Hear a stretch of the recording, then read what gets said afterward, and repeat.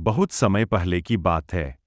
एक छोटे से गांव में मोहन नाम का एक गरीब लेकिन मेहनती लड़का रहता था।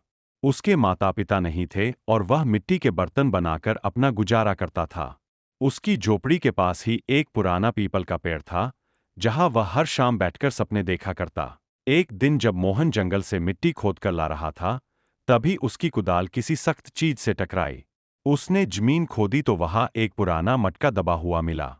मटका बहुत साधारण दिखता था, लेकिन उस पर अजीब सी चमक थी। मोहन उसे घर ले आया।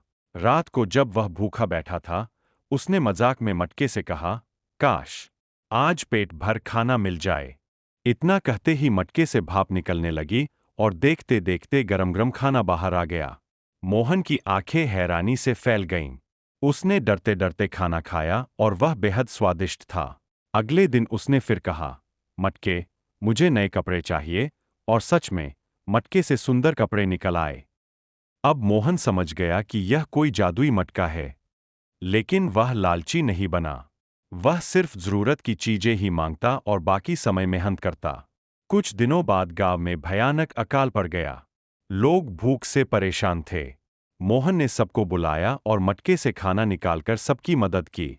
पूरा गांव उसकी इज्जत करने लगा। यह बात गांव के लालची सेठ तक पहुंच गई।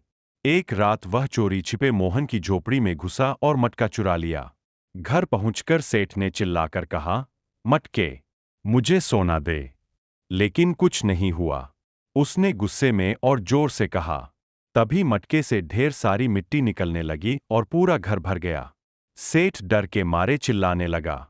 सुबह वह मटका लेकर मोहन के पास आया और माफी मांगी। मोहन ने मटका वापस ले लिया। उसी समय एक आवाज गूंजी, यह मटका सिर्फ अच्छे दिल वालों के लिए है। मटका धीरे धीरे साधारण बन गया और उसका जादू खत्म हो गया। लेकिन तब तक गांव खुशहाल हो चुका था। मोहन ने मुस्कराकर कहा, असली जादू मेहनत और नेक दिल में होता है, और वह सच था।